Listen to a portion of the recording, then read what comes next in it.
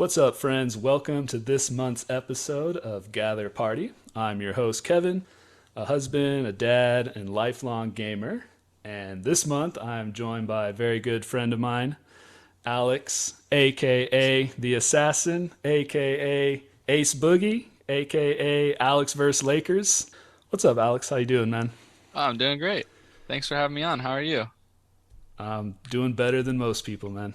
I'm Yeah, doing that's all really you can well. ask for. Yeah. You posted a Instagram story that you've been practicing some Japanese. I was hoping you could spit some Japanese right now. Yeah, I've been doing Japanese on Duolingo for a little over 250 days, and I feel like at the beginning I was really consistent, and it seems as of late I'm just trying to hit it at the 11th hour to make sure I continue my streak. One that I just hear in gaming a lot is nani, and that actually means what in Japanese. So I thought that was pretty hilarious. That something I've just heard all over gaming for decades, and now I understand what it actually means. Yeah. What made you want to start learning Japanese? I think that would be an amazing vacation to go to Japan. Do have kind of like some preliminary plans to go next year. That would be pretty amazing if I'm able to come through on those. But there's a kid actually at the school that I work at, and he speaks half Japanese, half French, and like no English. So I'm like, hey, I just thought it would be a cool idea to like learn Japanese so I can communicate with this 4-year-old kid and just like blow him out of the water whenever I talk to him. Have you Uh, tried using any phrases on them yet? yeah, it's always hilarious whenever I do, and then the kid's eyes just get huge.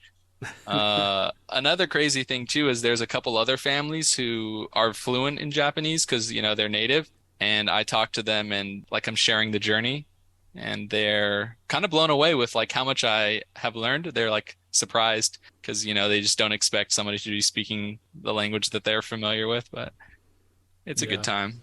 Yeah, Yeah. it's a rare language. Not too many people speak fluent Japanese in the United States or in, at least where we live. Yeah, and it's kind of a thing where at this point I'm learning it. So if I was to go to Japan, I feel like it would be a respect thing where I'm going in and I kind of can understand what people are asking me, and I'm not just like a stereotypical American tourist, like just Yeah. speaking louder or using words in English that are simple. I don't know. I feel like I would want to understand the language and be in more.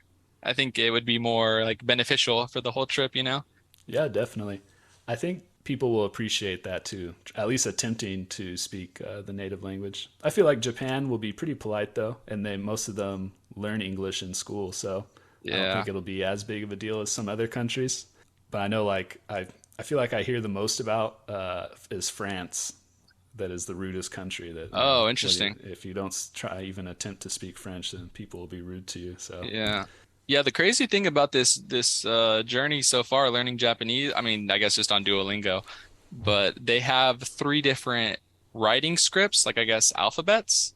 So like English is just, letter A is letter A, but they have three different types where one is very simple, like vowels, one is kind of like character based, and then the most advanced one, the one that is I guess mostly used from what I've understood, is also character based, but it's multiple meanings in one character kind of thing, which was pretty interesting. But yeah, I think the people that well, I guess the families are actually people who speak Japanese that I've come in contact with, and I asked them about out of curiosity, they saying it's kind of a mix of all three that they just use, which is pretty interesting.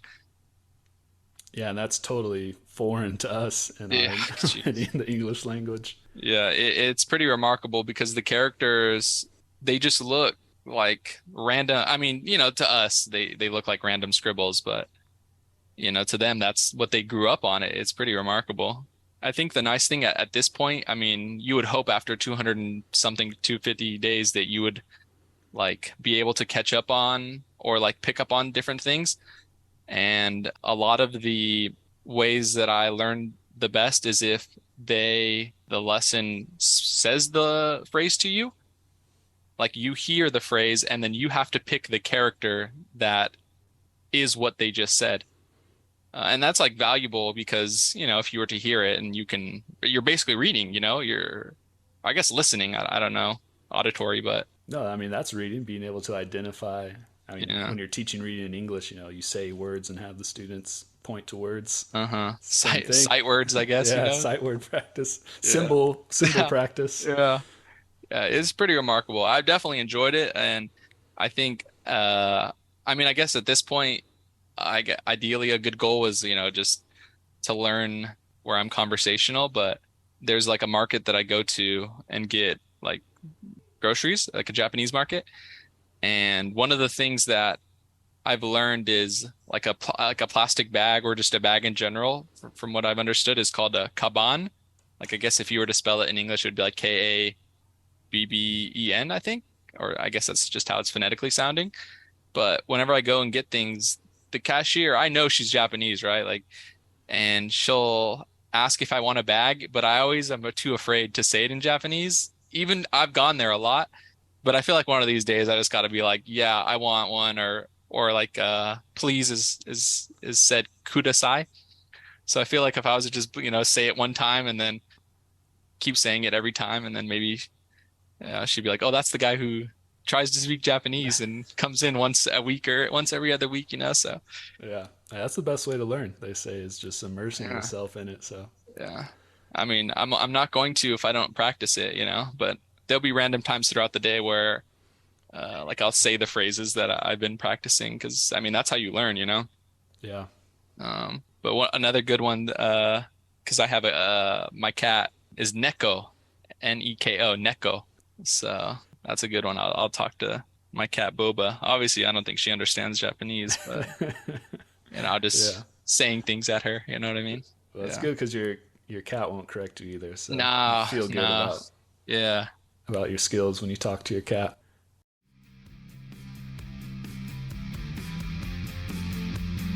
You must gather your party before venturing forth.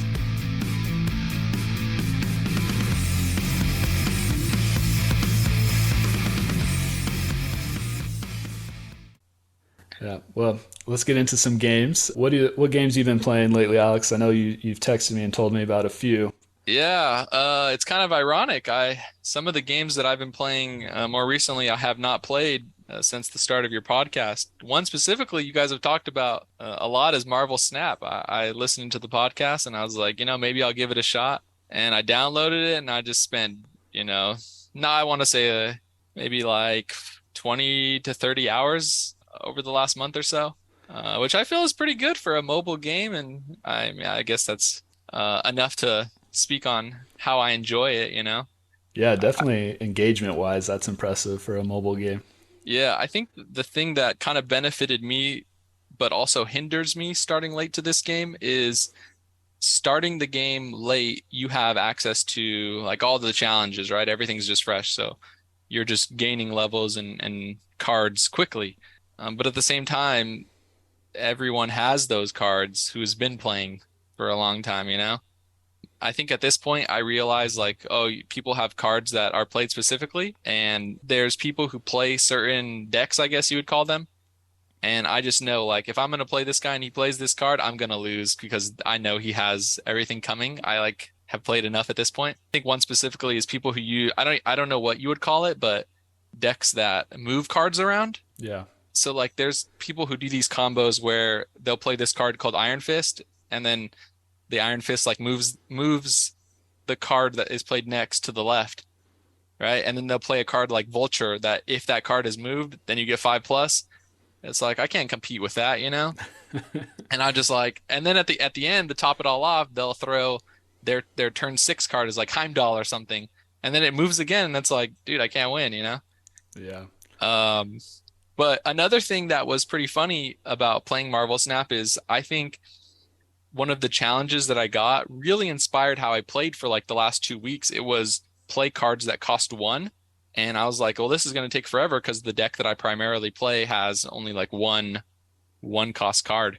So I created a deck of all 1 cost cards. And the only other 2 cards I added was a Hulk to like maybe just shift the balance at the end. And this card called Kazar, I think, which it increases the power of 1 cost cards by 1. And I was just running that, and I was just demolishing people, which was pretty insane because people are like using like Spider-Woman as a card I face all the time, or Mr. Fantastic, I see all the time. What is the other one? Gamora, right? I like to run Gamora in like my primary deck, but it was just crazy how I was playing these one cost cards and just winning every single game. So I was like, wow, that's pretty interesting how different strategies can run the table literally.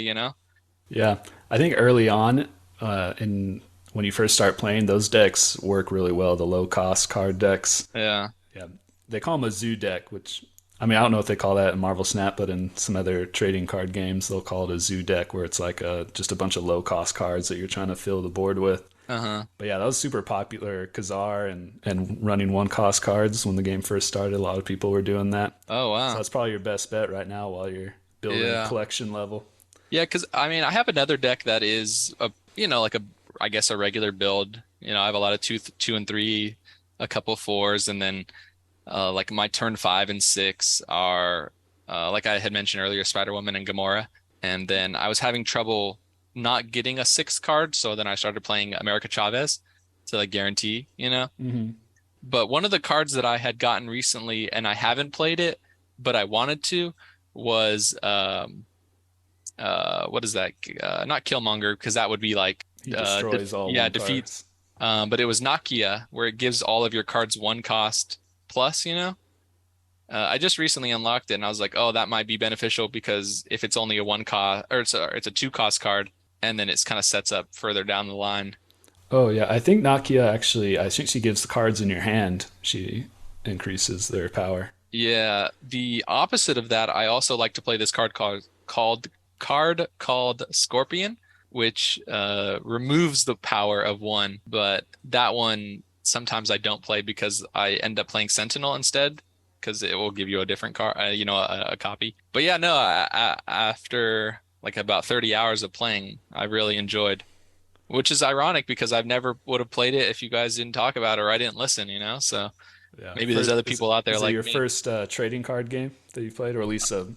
Yeah, I played the Pokemon trading card game for a couple hours, not 30 hours worth, but that was pretty enjoyable. But other than that, I never really played Hearthstone, and don't think I've played other card games like that. So I think, yeah, this might be my actually my first one, which is Now- nice because another thing that I can mention is that because of this, I had previously, but kind of stopped for a while, been reading the Marvel comic books, and some of the characters that are cards, I'm like, oh, they're in the comics. So I wanted to go back and finish some of the issues that I'm currently working on.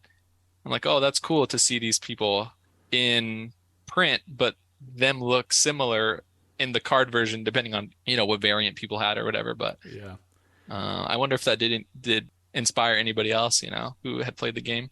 Yeah, I constantly look up, especially when I first started playing. I'm constantly looking up the superheroes and the Yeah. ones I don't know. Yeah. Not reading their comics, but I'll just look up, the Wikipedia page and read all about their background and backstory and stuff like that. But yeah, it made me thought about wanting to try and read some comics again. Yeah, as a kid, I don't think I really read comics as much, but I have a good buddy. Shout out my buddy Jeremy, and he's got literally Jeremy. Jeremy. He's got literally the guy's seen literally every movie imaginable, and he's got like every comic book, Marvel comic book. So I just borrow it from him, or we've gone to the local comic store together and we've bought a couple. They're called omnibuses, which I never would have known. Basically, they're like a lot of collections into one book instead of just buying singles. So it's a lot easier for you to read because it's, the whole story. Yeah. But Yeah, I've got a couple of those. I have like a collection of old Incredible Hulk and Spider-Man comics that's nice. put into like one big. I guess I don't know if it's an omnibus, but it's just like a large collection of them in one book. And I used to read those a lot as a kid. I read a lot of Incredible Hulk as a kid.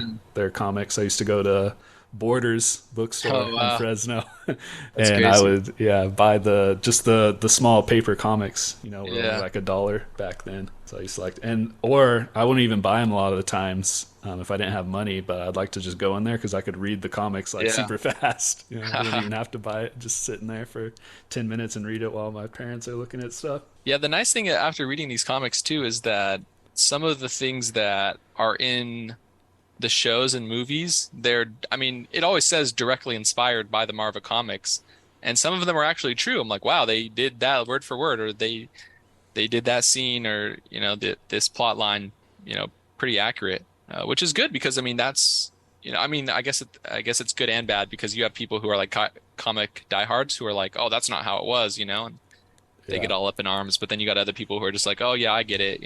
Some things don't relate to live action as well. I know in one of my past episodes, me and my friend Bogey talked about too how some of the cards' abilities don't really match the superheroes that well, Oh yeah, I think I or remember. don't work how I think they should work. Uh-huh. Can't please everyone though. There was another game that I wanted you to talk about that you told me about, and I feel like it's kind of blowing up a little bit now that you've told me about it, and Yeah, you've heard I've of that? tried it out, and then now I mean maybe it's because the algorithms got me now, but now I Uh-huh. feel like I see it constantly now. Oh, really? And yeah, so tell us a little bit about Battle Bit. Yeah, so long story short, there's a guy who you and I both have known for a long time, goes by Toucan Rider, my good friend Kevin Henson, and he goes, "Hey man, I'm playing this new game called BattleBit. It's like a Roblox version of Battlefield, basically. Let's play it." And I was like, "Oh, I don't know, most of the games I play with him, literally like every day." So he's like recommending this game to me, so I'm like, "All right, well, let's go ahead. We'll load it up." So he actually bought me the game. He bought it for me on Steam. And when I loaded in, I was like, this is Battlefield. The only major difference is that the characters are similar to this game that is called Roblox, where it's like a Minecraft character, Yeah, basically. yeah, Um, Polygon style yeah, characters. and basically it's a knockoff version of Battlefield, which I loved playing, and I'm pretty sure you and I have played a lot. And it's the exact same where they have the character classes. You can be an assault and get more ammo. You can be a medic, which right now is, I guess, super popular. Everyone is running medic. And to be honest, at the beginning, I didn't really enjoy it as much because I'm just so used to other types of games. And I was just like, this is really weird. I was just also at that point playing a game mode which is 127 players versus 127 players. Yeah, So I'm just dying from every angle, which is frustrating, when you're starting a new game. And our buddy Kevin goes, you should try to snipe because you can just sit back in the back of the map and then just pick people off. And so I tried that and I was like, wow, this is working a lot better than me just going in and dying and going in and dying. So at this point, I've been playing a lot. Him and we've been playing quite a bit, and it's a lot more fun. One thing that he had told me, and I've definitely figured out, is this game is kind of built for like a long progression, meaning like you unlock attachments and guns at a certain level, but it takes a long time for you to get them. So you aren't going to be getting the attachments you want unless you're getting kills, basically, or just playing a lot because it'll take a lot of time to get there if you're not doing well, which I wasn't at the beginning, so I maybe wasn't enjoying it as much. But once you start to get some attachments on some guns, it becomes a lot easier because they have a nice visual of if you were to add this to your gun, what does it do to the gun? Does it, increase the accuracy? Does it, your sprint time faster? Time to aim, I guess, which is nice because those things actually matter in a first-person shooter. But it's just funny how the characters are the way they are. yeah, Another thing I haven't mentioned yet about the game, but I really enjoy, and it brings a lot of fun, is the game has incorporated proximity chat. So you could be running around and around an enemy, and they'll be all chatting basically, and you could hear them, and you're like, oh, I know they're close, and then or if you were to kill them, and they'd be like, oh, they just flame you or whatever, they'd be getting upset. But a nice thing that they've already added is there's already a feature for you to mute that player if they were just spamming or, what have you. But yeah, playing their loud music or something. yeah, Playing their SoundCloud, trying to get yeah. listeners. Yeah. What's funny is people I've noticed like to role play. So they'll just, talk in a different character or an accent, which is, just bringing joy to the game. But I've definitely had a lot of fun with those two games recently, BattleBit and Marvel Snap. What about you? What games have you been playing recently? Still Diablo 4 or? I was playing Diablo still this month. I just kind of stopped, took a little break. But the new season's going to be launching here pretty soon, so I'll probably hop back in for the new seasonal content that comes up at the end of July. Dipped my toes into BattleBit too when you told me about it, so I did buy it and I did play it. And it's really cheap right now. It's only $15, so it's a pretty cheap investment. Yeah, I was really impressed with it, actually. I went in with kind of low expectations. Just when I think I first looked at some gameplay footage of it before I bought it. I was like, okay, it seemed a little gimmicky. Like I could see how it's fun because it's Battlefield, essentially. So I could see that part, but I thought it might be a little gimmicky. But getting in and playing it, they really what makes it so great is they took almost everything that makes like a great FPS game, like the foundations of a great FPS game, they incorporated into this game, and they did it really well. It's just the only difference is that they're using like low poly graphics because it's a super small development team. I think it was like 3 or 4 guys. No way. That I think made the game. Yeah. Wow, I didn't know that. Yeah, when you told me about it, I tried to look up a little bit. It had it was 3 guys. Sergeant Okie Dokie, the Liquid Horse, and like some other guy, Val's Kiss or something like that. I don't know what country they're based out of, but yeah, just these 3 guys made the whole game on a program called Unity, and they're supporting it themselves. But yeah, I had time to kill feels really nice. The gunplay feels really nice. I did horrible the like 1.5 games that I played when I tried it out, but I had a lot of fun with it. I only played the assault class though, so I didn't try medic or the recon sniper class. Hopefully I'll get to play a little bit more and try out different things. I'm always looking for a good FPS game because I'm kind of in a slump with FPSs lately. With I kind of go in and out of phases with Overwatch and Halo. Yeah. And Warzone I haven't touched in forever. So I really liked BattleBit. I'm excited to play more of it. I think it'll be interesting to see what EA does with Battlefield after the success of this. And I don't know, how successful it's going to be, but it's rising in popularity right now. It's getting up to like almost 100,000 players right now at its peak players on Steam. So that's pretty impressive for a small indie title, which I think it would be classified in. And so it'll be interesting to see, because you mentioned we used to play Battlefield. Yeah, that was like Bad Company 2. Yeah, and I feel like ever since Bad Company 2, Battlefield's been like on a decline. Battlefield 3 and 4 were good, but I feel like after that it really they just went for like these kind of over the top visuals and got rid of a lot of the things like people wanted, like the deep progression system and the attachment system and things like that you were talking about this game has that Battlefield took out of their newer titles. Yeah. And I like that it has that really deep kind of progression system. I feel like it'll, when I was looking at all the unlocks and things, it gives you like a lot to work towards, Yeah. And it is hard when you first start. Like I noticed I was getting just melted by people. Yeah. So I'm sure there's some balancing issues going on with some of the guns that you can unlock. And I think people who have been playing longer, who have at a higher level, are definitely at an advantage over the lower level new players. Yeah, which is ironic too, because the game is so new, but I guess people are just grinding away and have already unlocked things. Yeah, I watched a video just today on it about just a guy going over like his controls and stuff that he uses, his key bindings. And he already had like 200 hours in the game. Oh my. Wow. Oh, holy. I was like, this is insane. But hey, when that's your job, you're making the online content, YouTube content for games. Yeah. But there's definitely people just grinding it out right now. I sadly will never be one of those people, but yeah, BattleBit's a lot of fun. If you're a fan of Battlefield or you don't like Battlefield anymore, I definitely suggest checking out BattleBit. Yeah, another nice thing that you can also suggest to people is that if you were to play, there's no like games like Overwatch or Apex that you can only have 2 or 3 people.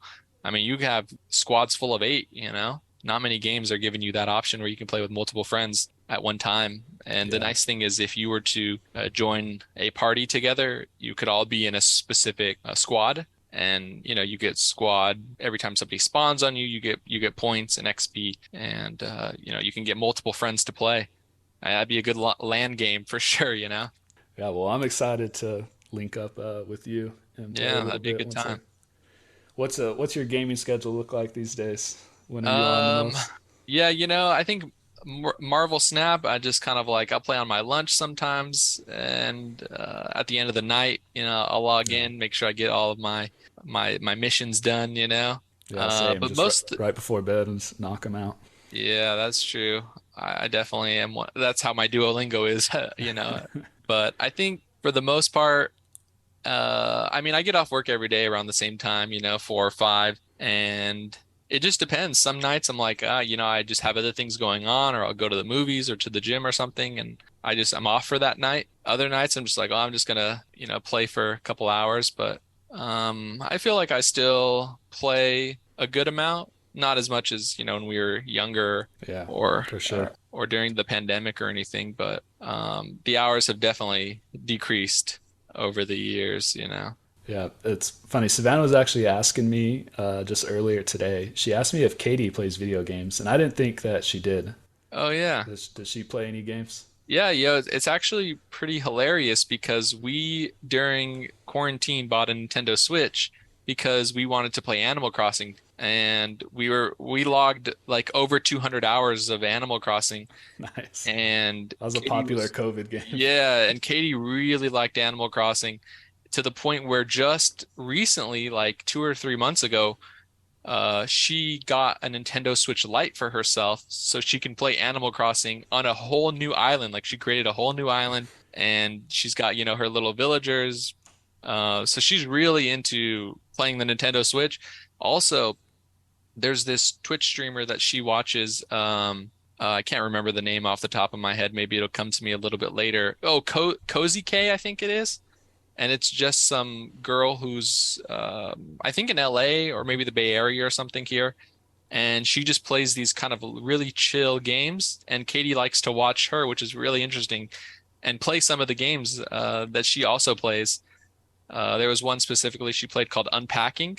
And literally you just take things. Yeah, I've heard of it. And another one she was playing was called Disney Dreamlight Valley. Just really low-key, chill games. But yeah, surprisingly, she'll be sitting there on the Switch just playing Animal Crossing primarily currently, but she has a Steam account herself, and she's bought some of those games, which is pretty interesting. It's crazy how much that casual, I don't want to call it casual because they're not casual gamers, but that whole relaxing aesthetic of games that has become really popular with a lot of indie games like Unpacking and things like that, where on the surface it looks like such a mundane task that you're doing, but it's just real relaxing to sit back and play. And Unpacking was about you're literally, I think, moving out of your old childhood room. And it's a story driven game too, I believe, unless I'm thinking of a different one. But yeah, there was another game that, do you have a Nintendo Switch, by the way? I do not. Yeah. There's a game that was recommended to me, and I had played at a buddy's house, and it was called, I think it's pronounced Goro Goa or something. And it was really interesting because the graphics are insane. And like BattleBit, apparently, this game was made by 1 or 2 guys. But it's a puzzle game where you have to figure out how to get to the next room and get the character through. I'll have to maybe send you a video after this, but it's pretty insane how the graphics are so wild for just one person developing it. And really chill, aesthetic, similar type of game. It's pretty cool. Yeah, no, definitely send it to me.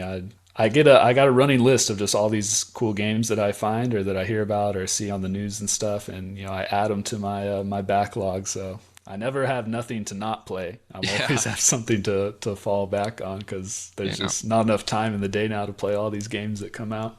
Well, right on, man. Well, I'm glad Katie got into gaming. Yeah. Snap. Well, let's get into some news stories. Had some big news this month. We had the Microsoft Activision Blizzard case that's been going on for I think over a year now. It's like 18 months that this has been going on. Judge ruled in favor of Microsoft, so they're getting the green light here to acquire Activision and Blizzard.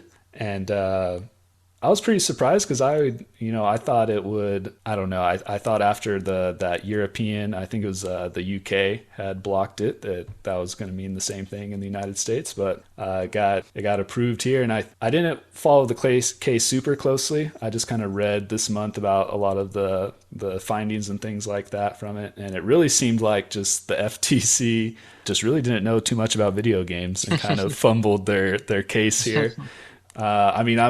I wasn't like necessarily rooting for or against Sony. I mean, these are just two multi-billionaire companies just doing multi-billionaire things, and Sony's only wanting to stop Microsoft because they want to do the same thing. So, but I do play primarily on Xbox and Game Pass, so this is good news for me because that means I'm be getting a lot more content added onto Game Pass. And you too. I mean, you play on PC, but there's Game Pass on PC. So yeah, I mean, what do you expect is going to happen after this acquisition as far as games that are going to come to Xbox and Game Pass? Are you hoping for any specific ones? Obviously, with Activision, the big one they talked a lot about was Call of Duty. Yeah, and I'm not too stoked on Call of Duty. I haven't got into it in a long time. Kind of Modern Warfare, the kind of revamp of the series, was the last one that I played seriously. So, any games that you think are going to be coming to Xbox or Game Pass or anything you're looking forward to? I think what is hard for them to do console specific titles with the library that Activision has is that they have built such a large player base on both consoles. And how can you go and release it on just one? Is that a smart financial business decision, right? You say billionaires doing billionaire things. I mean, that's what they care about is the money, so I think it's more of a question for them is like, hey, we did this. What is the result? Is it for ego, or do they actually want to do this, make games specifically for Xbox and Game Pass? So it's a big question that somebody high up has to answer. Thankfully, we just get to reap the benefits either way, Yeah, that's right.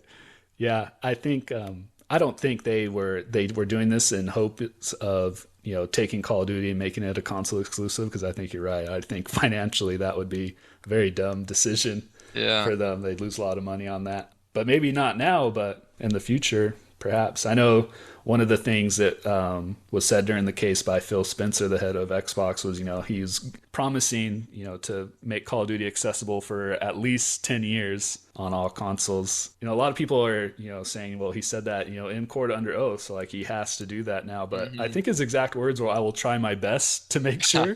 And I feel like that's a little, I mean, how do you define how he's trying his best, to make that happen? But I don't think, Call of Duty is going to go off of any consoles, and it's coming to the Switch now. That'll be interesting to see. Yeah, because Call of Duty hasn't been on a Nintendo console in a long time. I think World at War was on the Wii. On the Wii, yeah. That's the last one that I remember. Yeah, as far as games that I'm hoping come to Game Pass, I think on the Blizzard side of things, it'll be cool to see if, or at least coming to like PC Game Pass, some of their PC games, like World of Warcraft, I think would be a really cool one to include in Game Pass subscription. So I think that would be a good market to jump into. Yeah. Do you feel like a majority of the games that you play are Game Pass specific, or at this point, do you just, like you say, you have a running list? Are most of them from that? No, actually, a lot of the games on my backlog are not Game Pass games, but that's the reason why they're on my backlog, because when something comes to Game Pass, I can get it for very cheap. Yeah. And I usually treat Game Pass as like a rental service, so I don't get it every month, but when something comes out or something that I want to play, I'll renew my subscription. And so right now I do have it because I wanted to try out Exo Primal that was coming out onto Game Pass this month. Yeah, I feel like it's just Game Pass is just such a good deal. And it's really awesome to have all this access to games, but at the same time, it does it limits the scope of what I can play, with my time and what I can invest into it. Right now, Game Pass is like the best deal, the most bang for my buck right now. So a game being on Game Pass really increases the chances of me getting around to playing it. Yeah. But I have a lot of games on my backlog that aren't on Game Pass that I think look really cool and that I want to play. My top one right now is the Resident Evil 4 remake. I'm hoping to try that maybe by the end of this year. And I don't think that's coming to Game Pass ever. So I do primarily play games on Game Pass right now. So I'm hoping to see some new ones come over from the Blizzard side. It would be cool to see. When I played Hearthstone, I always wanted them to make like a console version of it. I thought that would be really fun. So we'll see if that happens now. It seems like Microsoft's more interested in like the mobile gaming side from reading all the findings from the court case. So I don't know how much it'll affect Game Pass, and I don't think it'll affect much right now for the next several years. Yeah, I bet it's really hard to change everything over so quickly after, major things like this happen. I feel like it'd be smart for them to kind of analyze, hey, what is the situation currently going on? Where do we go from here? How could you execute? Yeah, I was listening to another podcast, the Kind of Funny podcast, and they were talking about, other acquisitions that have happened in the past. And I think the biggest one before this was the Bethesda one with Microsoft. It did take a while for some of like Bethesda's newer titles to come onto Game Pass. It wasn't right away, but a lot of their older games went straight onto Game Pass, like the classic Fallout games. Yeah. Went straight on there, and the classic Doom games went straight on there. So I think it'll be cool. I think they'll try and add some titles. It would be cool to get like Diablo 2 from Blizzard onto Game Pass, because they just did a remastered version of it that's on the Xbox right now. So that would be cool if that gets added to Game Pass kind of right away. I would give that a run through. And then I can't think of any other like big Blizzard titles that I think would come over to Game Pass. I could see on PC maybe StarCraft coming over on a PC Game Pass. But yeah, that's about it. That's all I can really think of. I think Activision owns Crash Bandicoot, so maybe we'll get some Crash Bandicoot games onto Xbox. That'd be wild. That's a blast from the past for sure. Yeah, and they just made a new game with that IP, like a party style game. Oh, really? What is it on? Switch or something? I think it's on PS5 and Xbox. Yeah, didn't even know. But yeah, it's like an arena battle game with like characters from Crash Bandicoot, and it's like a 4v4, 5v5. That sounds like off the top of my head. Do you remember that game Fusion Frenzy for the 360? Yeah. It was on the original Xbox. Yeah, I think it did. I think you're right. You could play it on the 360, but it was backwards compatible. Just from that one sentence that you described, that kind of sounds like Fusion Frenzy. That was a good one, man. Yeah, Fusion Frenzy was like kind of like a Mario Party Yeah. I think the guy I used to like to play was this guy with roller skates called Samson or something like that. Yeah, it's been a long time. I played it a handful of times when I was a kid. I haven't played it in a long time. Yeah, that was a good one. I had a lot of fun with that one as a kid. But yeah, ultimately though, like I said, this deal is a win for us because we play on PC and Xbox. So we'll see what happens after this. I know it just today the FTC just released that they are going to be appealing the decision. So we'll see if that affects anything. I think they had like a deadline for this deal this month. So like it had to. I don't know if that's going to affect anything, or because they got the judge to rule in their favor that they're going to go ahead and go through with the deal. Wow. Now. But I know the FTC is appealing the decision, and so I guess that could delay it. But I think it's gonna happen now that the judge has ruled in their favor. Mm-hmm. But it could. I think it could if they do appeal it and they win like later on, they could reverse the decision. I think, which that would be crazy. But I don't know. I feel like FTC should probably just throw in the towel here. I read an article kind of summarizing the judge's decision, and like the judge pretty much said that FTC was kind of not very knowledgeable on video games and kind of did a very poor job at trying to explain why it would be antitrust or a monopoly of having Microsoft own them. So yeah, it's I think they just kind of fumbled on that one. Yeah, an appeal seems like they're just trying to delay the inevitable. Yeah. And what was also interesting was I thought that the judge would favor the FTC because of that. I can't remember the name of it in the UK. Their kind of trade commission, but I think it's called like the CMT or something like that. But they they ruled against it because of Microsoft's cloud gaming. So I thought FTC would have, kind of favor on their side with the UK blocking it, but I think the UK has now said they're even contemplating reversing their decision. Interesting, but like I said, this no good or bad guys in this story. Just billionaires doing billionaire things, and Sony just trying to stop Microsoft from doing something that they would also want to do. Yeah, and do. I mean, Sony has all kinds of exclusives they try and keep off of Xbox consoles. Yeah, man. If Spider-Man ever came, I would for sure buy an Xbox Series X or Xbox One or whatever it's called. That's a game where I look at and I'm like, man, that would just be cool to whip around as Spider-Man, Miles Morales Spider-Man. But yeah, I don't have a PS5, so. All right, I got one more story I want to get through here with you, and I picked this one out specifically for you because I know you got some knowledge in this area. Yeah, I stumbled across an article on GameSpot talking about Halo Infinite, and Halo Infinite's been in a rough spot for the last couple of years now. And this article is talking about how on Steam, the player base, Halo's lost 98% of its peak player base. Wow. Now, I'm not saying that 98% of the players left the game, but I think their peak player base at one point on Steam was like over 200,000. I think it was like 256,000 on just Steam, and now it's down to about 6,000 is their peak now.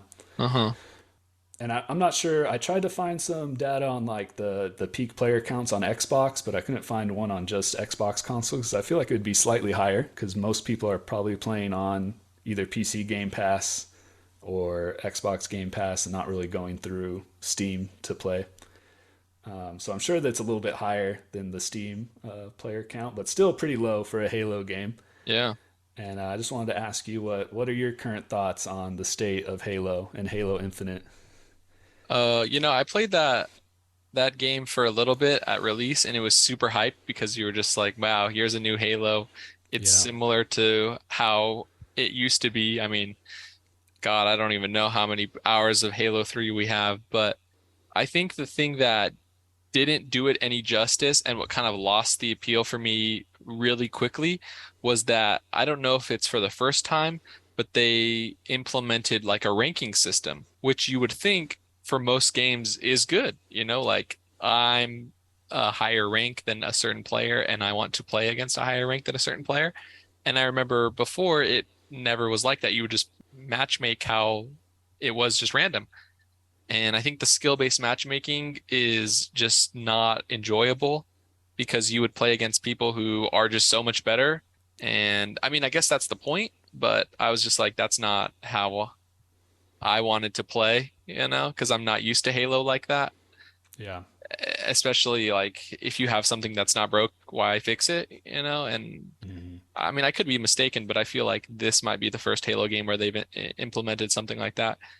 I believe I played Halo 5, put quite a few hours into it. Halo 5 did have ranked play as well. Oh, yes. Yeah, I missed that one, so maybe I wasn't used to that implementation, but yeah, that kind of threw it off for me. I think it was so hard because you have a game that's iconic, characters that are iconic. I mean, millions of people have played Halo 3 and gone through that story and, waited years for a new release. And then you just, how hard it flopped. I mean, I didn't realize 98%, but I stopped playing after a good month. I was like, I'm kind of done. Yeah.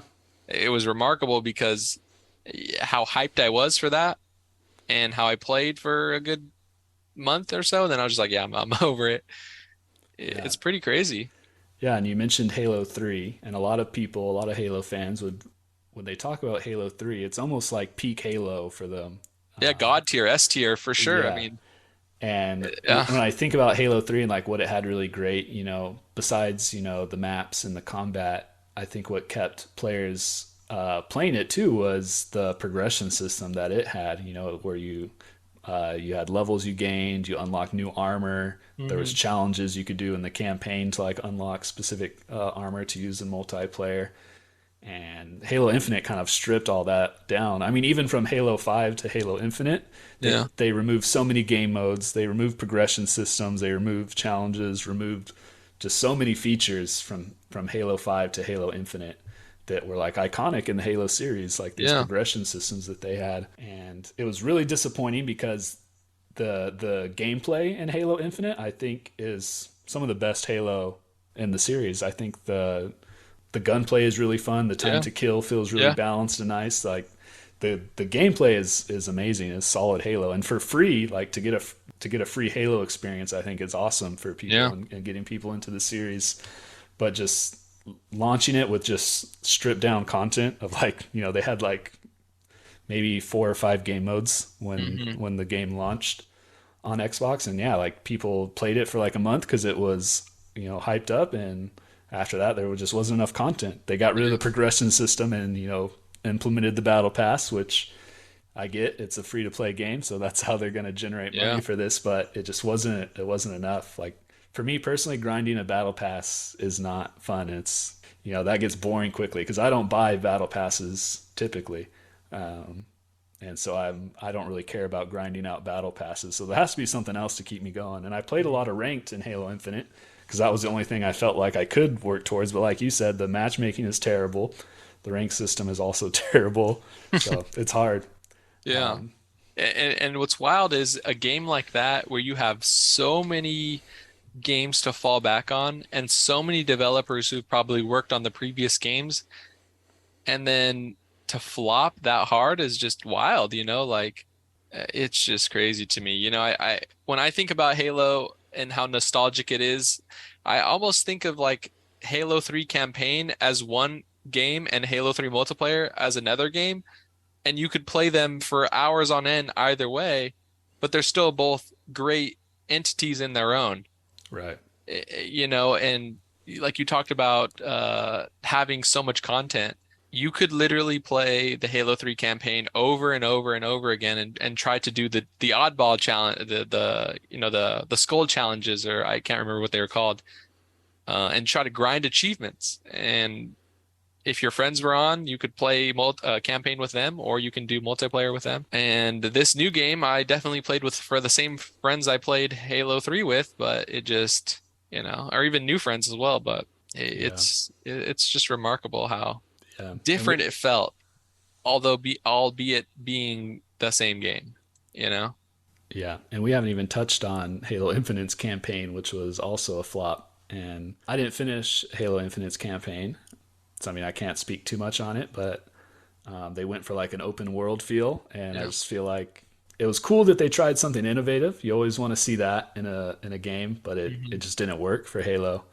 And so the campaign ended up being pretty mediocre, not as enjoyable as like the story-driven campaigns that we had in previous games. And I think that's what fans of Halo have come to expect and love. So they kind of forego that to kind of make this open world Halo campaign experience that just felt just kind of shallow. Like, a lot of a big open space, but not a lot of depth to it, not a lot of story to it.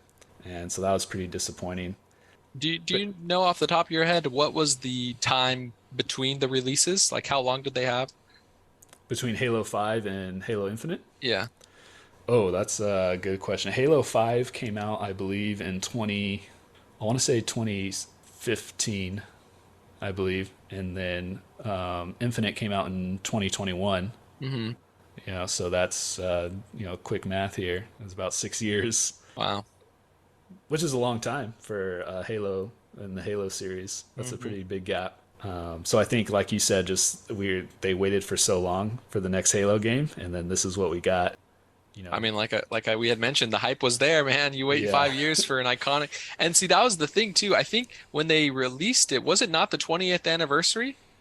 Wasn't that one of their marketing ploys, right, 20th anniversary of Halo? Halo 1 came out in 2001, so it would have been the 20th year anniversary. Yeah, and geez, wow.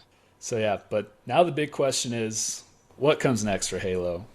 Because they kind of went all in on this Halo Infinite. When the game came out and I saw it was called Halo Infinite, I could see right away, like, okay, this is what they're doing. It's this live service game. This is it. This is going to be the Halo for at least a good chunk of time. Yeah. Of creating kind of seasonal content around this game and adding things to it. But it didn't work. The player base is dying, even on Xbox. It's not a super popular FPS game. I don't know a lot of people that still play it. I don't know what comes next. I feel like, and one thing they've been talking about since the game's launch is their plans for like a battle royale game mode that they want to implement into it. And like at this point, I don't think there's any point. I mean, you're not going to get into the battle royale market. That's like locked down by the three big ones right now: Apex, Warzone, and Fortnite. Yeah. And so I just think that's a wash. And I don't know what's next. Personally, I feel like it's time to just cut the losses on Halo Infinite and look to make a new title. What do you think? Which should be the next move for the Halo franchise? Yeah, that was one of my thoughts. Was you could not possibly, or you would absolutely kill the series if you were to try to go battle royale mode, because you have just such iconic gameplay and game modes built for you already. And if you were to try to switch, you would just piss off millions of people who are Halo, diehards. Going next from here, it is so critical that you really sit down and think about what has worked for you and what didn't, right? Like you said, cut the losses and just realize, hey, this one wasn't it. And whatever you did or whatever meetings went through that said, hey, this might be a good idea. And, we've talked about a little bit today that these are companies who need to make money at the end of the day. And if they don't, it's a huge waste of time, right? And resources. And I think Halo is still a iconic franchise, and you can still make money off of Halo if you do the right thing. Mm-hmm. What that right thing is, it's hard to say because you, as a fan, think of it as a certain way. So maybe some people really like Halo Infinite and they want that to continue. Maybe there's still the 2% of peak viewers, or sorry, not peak viewers, but peak, what is the word? Peak player count, Yeah. Who love it and enjoy it. But, I'm not in that 2%. So, Yeah. And I've got a little bit of a spicy take because I'd love to hear it. I watch Xbox's showcase this summer, and absolutely no mention of Halo at the showcase, which is just mind-boggling to me that Microsoft's most iconic, the face of Xbox, is Master Chief, and you have a showcase and no mention of him at all. They could have at the very least shown like a trailer for the new season of Halo Infinite. They could have dropped something, but they didn't even mention Halo Infinite, didn't mention Master Chief or anything with Halo. I think it's just time to completely move away from Halo and Master Chief.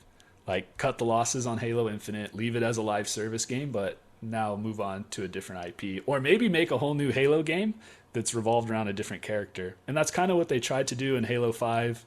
I mean, in Halo 5, you played as another guy named Locke, I think. And he was kind of another Spartan, but you ended up kind of going back and forth between Master Chief and this other guy. But I think just like creating a whole new Halo game with a whole new storyline, with a whole new protagonist, because I mean Master Chief is iconic, but like he's not a very good versatile. He's not very versatile, and he doesn't have like a lot of depth to his character. Like, we don't know anything about Master Chief other than his name is John. Right. We don't. Well, I mean, here's a thing I just thought of. What if you did a prequel, right? How he became Master Chief. Maybe they could go that route and try to, learn how Master Chief became Master Chief, kind of. Yeah. I mean, I think I want to say he was like, from what I remember, he was like genetically created from like birth, and I don't remember all the exacts of the backstory, but that could be an option too, like going back.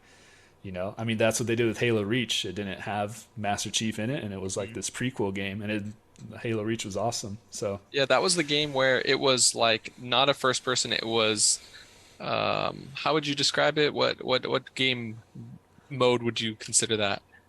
No, Halo Reach was first person. You might be thinking of a different one. There was maybe, I didn't play this one, but ODST And then there was Spartan Assault, which I don't think that one was first person either. But Halo Reach was a first person shooter. I remember there was one where it was not a first person shooter and you were just like it was like a ship. It was like aerial fighting or something like that. Like Are you thinking of Halo Wars? yeah, Which that's is the like one. that's like a RTS game, kind Yeah, of there like you go. StarCraft and Yeah, Command and yeah, yeah. Conquer, where it's That's like an the aerial view. You uh-huh. command the Yeah. troops around the battlefield. Yeah. Yeah, and yeah, Halo Wars was a pretty solid RTS game for a console. Those are hard games to do on console, just because of the key bindings and stuff. Hmm.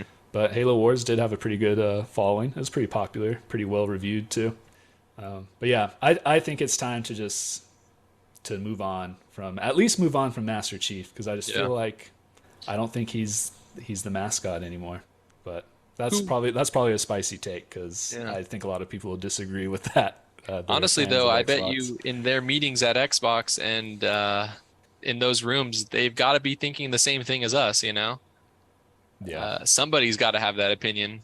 yeah. Well, Eh, obviously it's come up because at a showcase where a bunch of people Yeah. are watching their upcoming games, they don't even throw anything out there about Halo. hmm Yeah, But that's yeah, pretty crazy. but yeah, Who do you it's think would sad. be the face of Xbox currently then? That is a really good question. I don't know. Probably Chai from Hi-Fi Rush. He's the most popular Xbox game now. Jeez. I don't know. I don't know who. Xbox does not have like a iconic character other than like Master Chief or like Felix from Gears of War. I was gonna, yeah. And that was another one. Gears of War was not at the summer showcase either. So the two biggest icons in Microsoft's game catalog have kind of been on the back burners for a while. But yeah, I don't know. I don't think they really have anyone else. Not like Sony has, with their characters.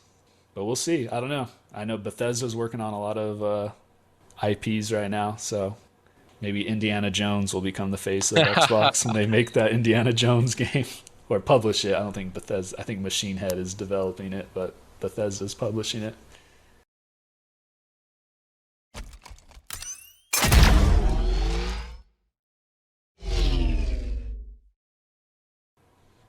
But all right, so this segment is called 20 Questions Video Game Character Edition. I got a video game character in my head right now. Alex, you got 20 questions to try and guess who that video game character is, asking me yes or no questions. I'll do my best to answer accurately. If I think you might need a little bit more help, I might throw out a little bit of an extra hint, but I'll try and answer most questions with yes or no. And then after your 20 questions, you got to guess. So go ahead and let the questioning begin.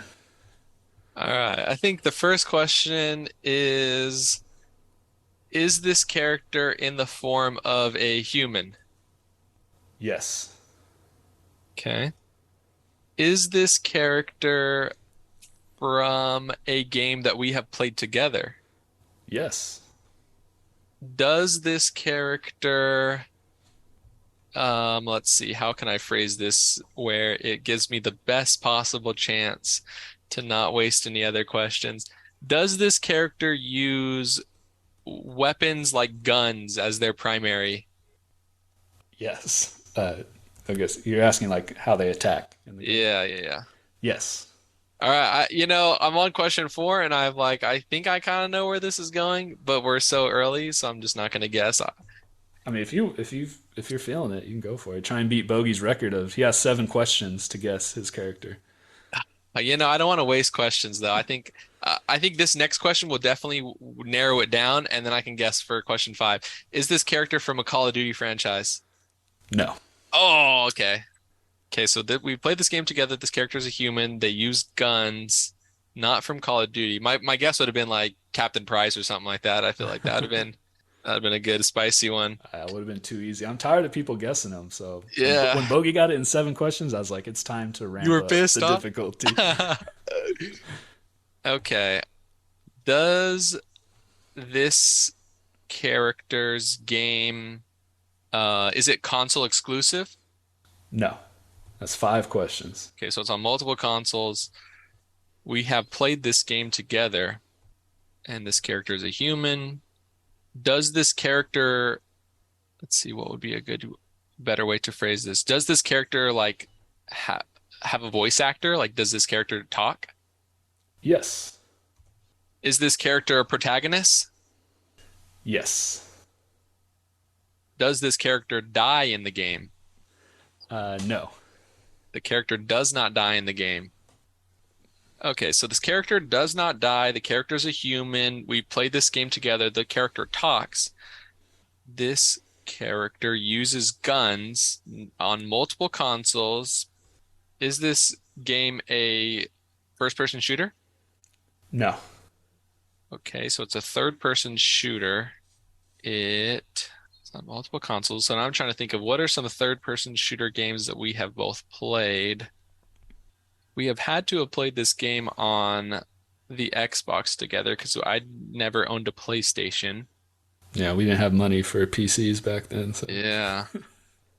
Now I'm trying to think of what games. Oh, here's a good one. Have we talked about this game series tonight? No. Okay. We haven't talked about this game series tonight. I believe that's 10 if I've been counting correctly. All right. We're halfway through. Does this game have... No, that's not a good question. That'd be a waste of a question because if we played this game together, this game had to have been multiplayer. Oh, here's a good question. Does this game have a movie spin-off or has a movie made of it? No. Let's see. Okay. How about this? Does this character have a animal sidekick or companion? No. No animal companion. What are we at now? I believe we are on question 13. Oh man, we're getting dicey here. I feel like I have no good leads. I think if I start narrowing it down by franchises, we might get a better shot. Because I got 7 questions left, and there's only about 3 or 4 franchises I can think of, and then I could just name the main character. All right, let's go for that option. If not, we're just going wild guess on number 20. Is this character from the Fallout universe? No. Okay, not from the Fallout universe. Fallout is a third-person shooter, right? It is, but there was no multiplayer one. Not till 76, but never played that with you. Okay, let's run down all the games that I can remember. Okay, I think this might help. Did we play? Well, the answer is probably yes. Okay, I think this might narrow it. Did we play this game when we were in high school? Yes. Okay. So it's not Call of Duty because we played that, and that's a first person. Man, we put a lot of hours in Call of Duty too. I'm trying to think of what other games. Is this character from Grand Theft Auto? Yes. Oh, that was a good one. Okay, what do we have? 15. All right, it's the main character, Grand Theft Auto. You know, if it's from Grand Theft Auto 4, God, it was like, man, what was the guy's name? Wait, I don't want to waste the question on Grand Theft Auto 4 though, because it might have been Grand Theft Auto 5 I'm thinking of actually. Or was it 4? Or could it be even the, yeah, let's see. There's 2 characters that you play as. That was a fun online game too. We played that a lot. Grand Theft Auto 5. I'm leaning more towards, or was it 4? Grand Theft Auto 5 just came out. Okay, here's my question. Is this from Grand Theft Auto 4? Yes. All right, okay. We're closer now. So now I know for sure there was 2 characters and one, let's see. No, that's not his name. That's the guy from San Andreas. CJ, I think, is the guy from San Andreas. Yeah, that is. Yeah. That's San Andreas. Character. Man, what is those guys' name? Because I think there's a character. You know, it's funny too about Grand Theft Auto 4 is I was playing it maybe like a year or 2 ago, just like for nostalgia, just like going through and. Those characters got to be fresh in there then. Yeah. And really, I think it's the main guy, but I can't remember his name. Let's see. Okay, this is my 17th, 16 or 17? What am I, 17? This will be your 17th question. Okay. Yes. Is the character's name Frank? No. Damn. It's not Frank. You know, somebody is going to be listening to this and they're just screaming this guy's name out. Like, how do you not know the guy's name? Like, come on. Okay, here's the 18th question. Is it the Italian guy? No. What? Not the Italian guy. What is his name then? You got two more questions and a guess. I might be the first one in the podcast history who doesn't get it. And I'm right here. I'm at the guy. I just don't know his name. No, don't Um, worry. You're not the first. Dylan, when he was on, didn't get his character.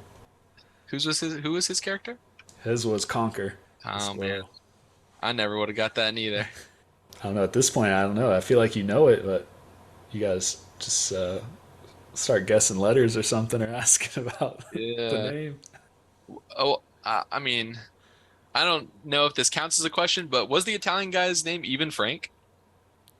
No, I don't. I'm trying to think of. I haven't played GTA 4 in a long time, but I don't remember even which Italian guy you're talking about. But the protagonist was not Italian. Maybe that's GTA 5 I'm thinking of then.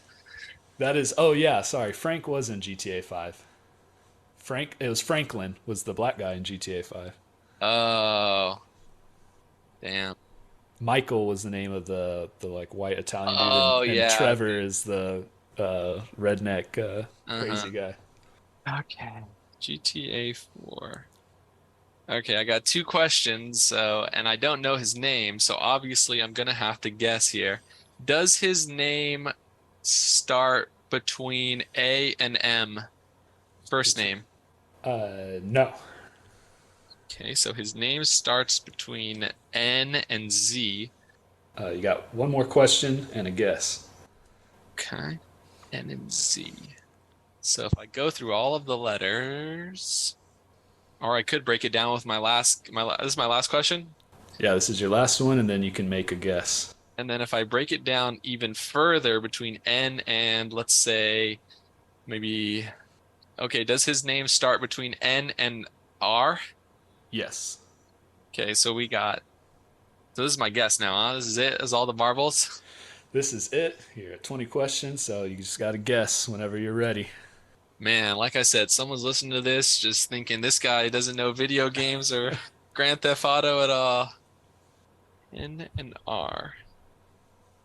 You know, I mean, the only names that could possibly be is probably the letter N or R. Those don't. I get. Okay, here's my final guess. I don't know if this is it or not, but is the character's name is it Nikolai? Oh, you're so close. I think you might have got it. It's Nico Bellic. But I think Oh, if I remember correctly though, it might be Nico Nikolai. It might be his middle name. no, I don't know. But yeah, it was Nico Bellic. Oh my. That's a bummer. You know, I was fixated on the characters from GTA 5.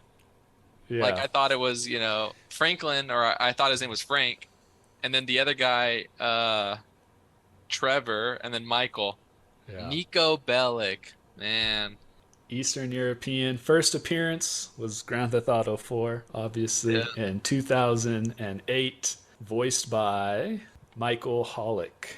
And Man. yeah, we played, I think this was the first multiplayer GTA, I Yeah, believe. man. You could pull out the little cell phone to invite people. Yeah, That was a good yeah. one. It That was was a lot of, it was a yeah, lot of like you fun. said, it wasn't a soft. I mean, maybe it's a softball to anybody else, but I feel like all the guesses I had leading up to that point were Uh, pretty decent. I think No, you had a great strategy.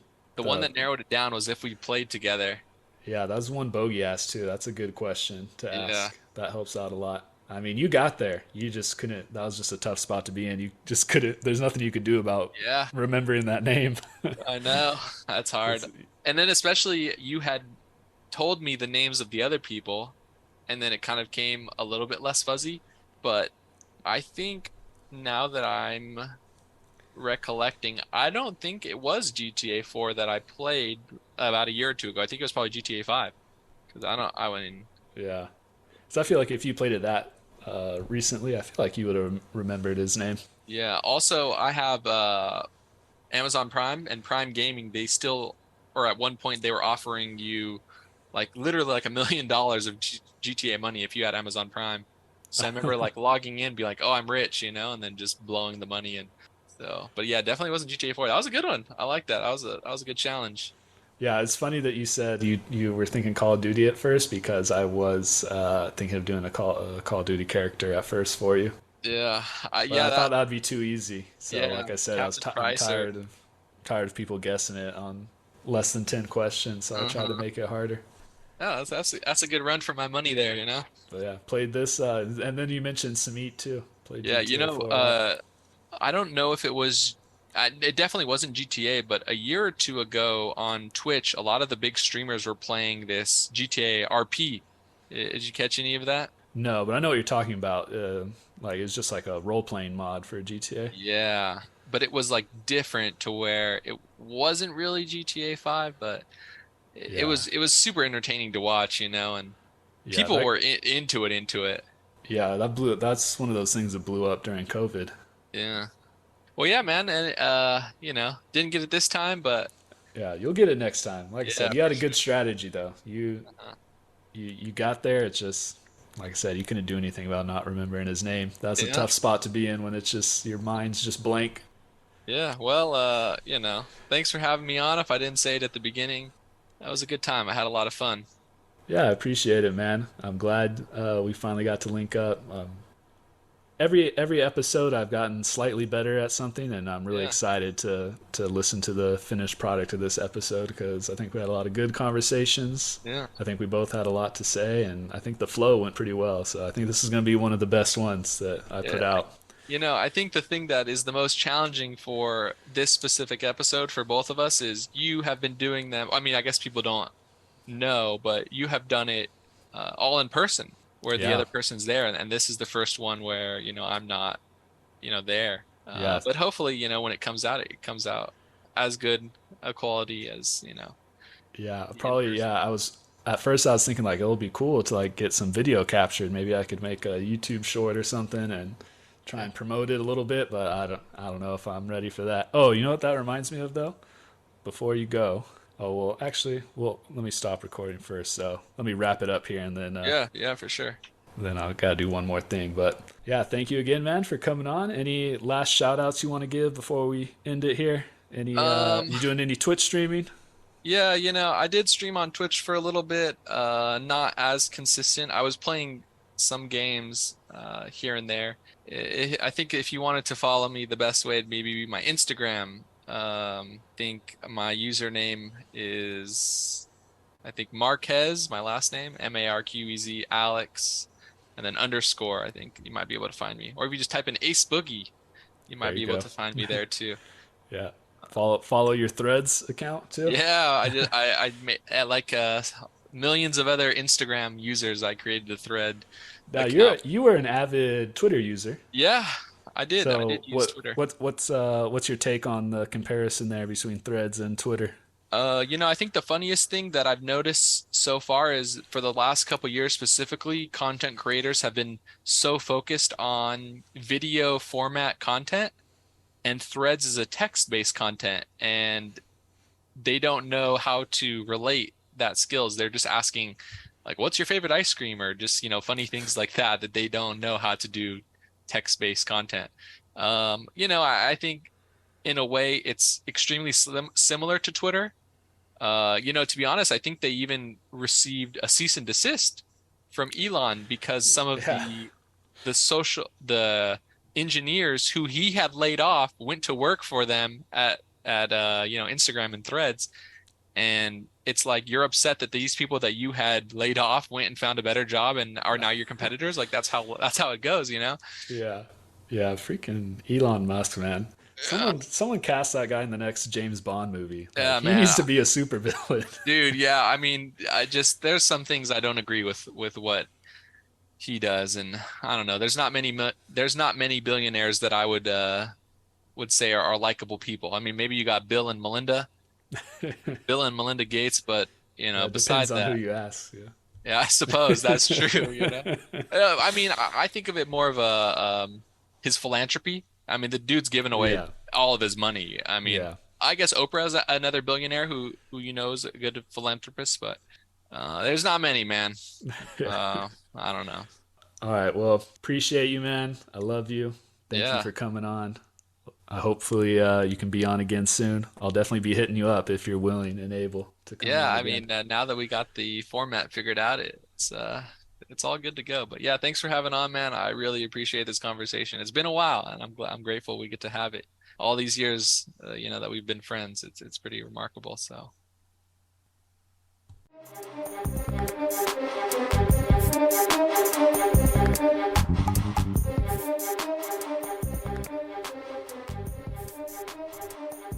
Thank you for listening to this month's episode. As always, you can find my contact info and links to articles that we discuss down below in the show notes.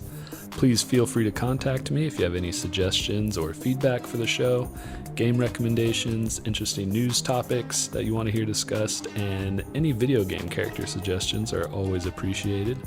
I hope you pop by for next month's episode, and remember, it's only screen peeking if you get caught.